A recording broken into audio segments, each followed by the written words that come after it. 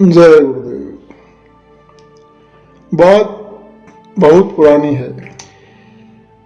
होली के मौके पर सत्संग के समय की ये बात है, जब जयपुर के रामलीला मैदान में परम पूज्य स्वामी जी महाराज का सत्संग कार्यक्रम आयोजित था। करीब 2-3 दिन से सत्संग कार्यक्रम दिन में और शाम को दोनों समय चल रहा था।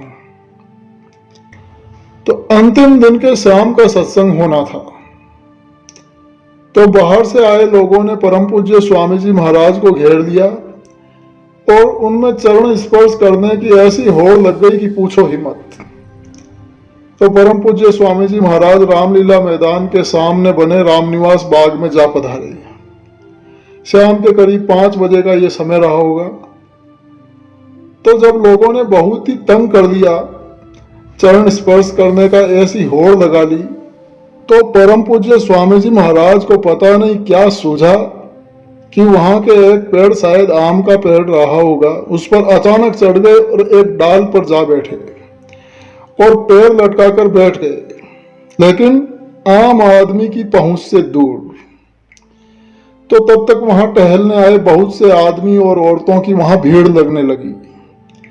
और ये खबर जब रामलीला मैदान के सत्संगियों तक पहुंची, तो वे सभी भी इस मनोरम दृश्य को देखने के लिए लालायित हो होकर वहां आने लगे।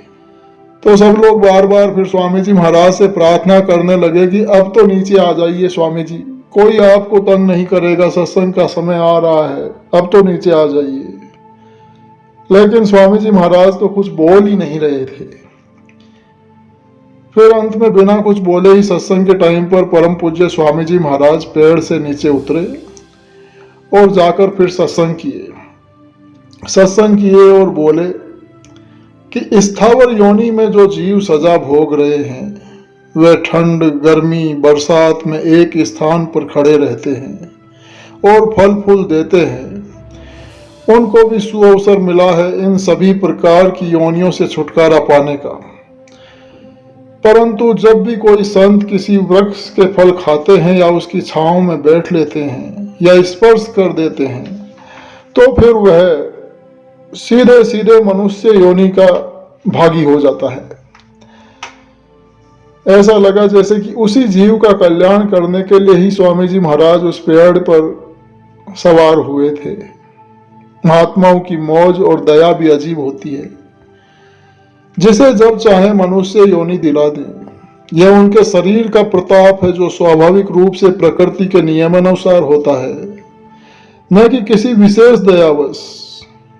जिस दिन किसी भी स्थान के जीव के ऊपर दया करेंगे, उस दिन उसे अपने प्रताप से ही पहुंचा देंगे या बीच भजन कराकर उठा लेंगे। यह स्वाभाविक दया का परिचय ही है। जय गुरुदेव।